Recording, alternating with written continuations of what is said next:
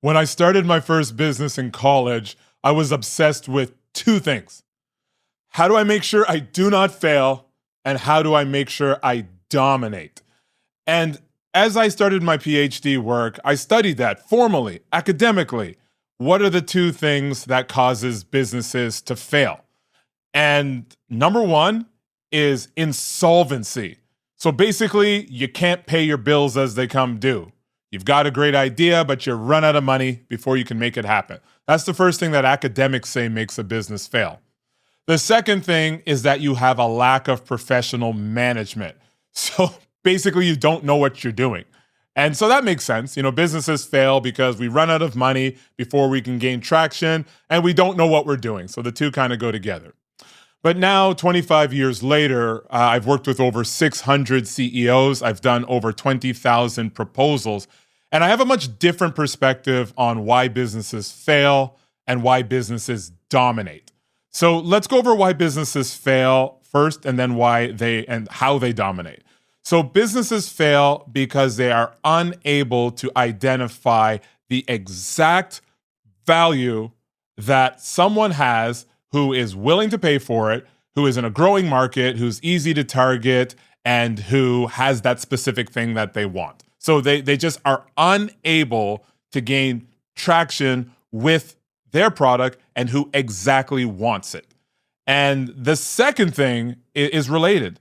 The second thing is that they are unable to communicate the exact point at which the business or the person that can get the most value from their offerings, they can't communicate that point where that person is ready to make a decision. Okay, there's a lot in there, but let's look at the other side of it. How do businesses dominate? Well, that's the inverse. Businesses dominate when they have exactly what someone wants, who is able to pay for it, they're easy to target, and it's in a growing marketplace. All right, and those ideas come from acquisition.com, but I've never heard it said better. And they dominate when they are able to identify the exact messaging and how to put that in front of their target client or their target market or their client avatar, how they're able to get that message to them so that they've identified the exact moment in which they're ready to take action. So when we talk about ready to take action, it's a function of two things that is super important if you understand human behavior. And that is our brains are wired for survival. Our brains are not wired for success. So you've heard the saying, telling is not selling. It's so true. Don't waste your time trying to explain the value of your product. Don't waste time talking about all the features and the benefits. Trust me, that does not matter. Those kind of things matter after the person already understands that you have value to offer, not before. The most important thing for you to focus on is what is the emotion or the feeling or the reality of someone when they're ready to take action on the thing that is bothering them. So if we look at this mathematically, you want to think of it as in people only change when they have motivation to change. So you want to get to a point where the pain that our leads are facing is a 9.9 as far as how much does it hurt. How much does the pain of a sting how much does this pain hurt? It's a 9.9 out of 10. Then what you want to do is you want to come up with a collection of words or a way of positioning your service or understanding that moment so that you can position your product or your service so that the pain of them staying the same is greater than the pain of them changing. So if we go back to our analogy, let me say it a different way. The pain of staying the same is now a 10 out of 10. I can't put up with this one day longer. I am disgusted by what's happening in our business. I don't want to do this anymore. The way things are going right now is a 10 out of 10. Horrible.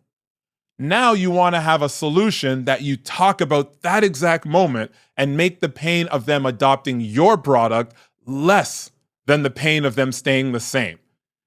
That's the number one thing you need to dominate.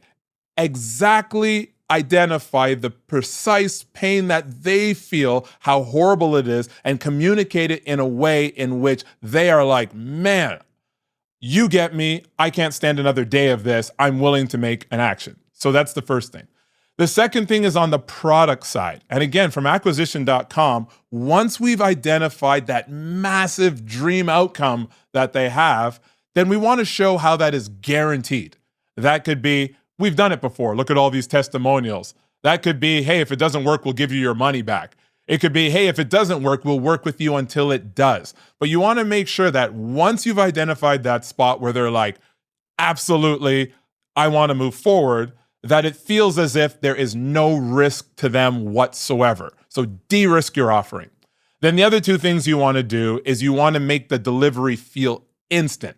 So they should feel like they tap their credit card and they get the value right away. And that might mean that you have to look at the short-term reality versus the long-term deliverable. But you want to make sure that the experience they have is this massive pain that I know you are going to help me get rid of happens instantly. And then the last thing, of course, is that it happens instantly without the client having to do a lot of effort and a lot of sacrifice. And if you're interested in those ideas, definitely go over to acquisition.com because they do a much better job of explaining it than I am. But the focus is on how do you make sure that you dominate and how do you make sure that you don't fail. So if there are only two things that separates the 600 CEOs that I've worked with that have been multimillionaires, very successful, and the ones that have failed, is that the CEOs that are successful obsess over being able to understand exactly what it is that the clients want, and they obsess over communicating it in the way in which it seems like we understand our clients' reality even better than they do. That's the key.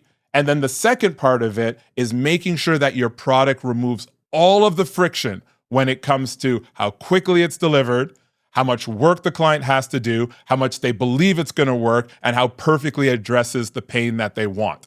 So thinking back to my academic days, do I agree with what I learned while doing my doctorate that the reason that small businesses fail is because they have lack of professional management and they run out of money? Yes. I would say that if you have a business that has less than $1 million a year, if you are a solopreneur, if you are doing a startup, then the only thing you should focus on is making sure you know what you're doing and making sure that you don't run out of money before you get traction. But if you have a business that has already been running for a while and you are already making revenue, then the most important thing is how perfectly can we deliver value that is unbelievable, guaranteed, with no friction and with no time delay. Have we chosen a market which is growing, easy to target? It is, they can afford us. And then the last thing is our messaging, is our communication so specific to exactly what that client feels is the worst thing possible that they're willing to take action? Then if we were to add something on top of that, like it would just be, where do we find those people who have that specific need and that specific want? But that part of marketing is a lot easier because you can try digital marketing, social media marketing, paid ads, you can try direct marketing, you can try leaflets. Like there's a lot of things you can try, but at that point you can test your messaging and you can test your methodology. But if you have those two things dialed in and you focus on that obsessively, you're almost guaranteed to dominate. But tell me what you think. What have you experienced with your business?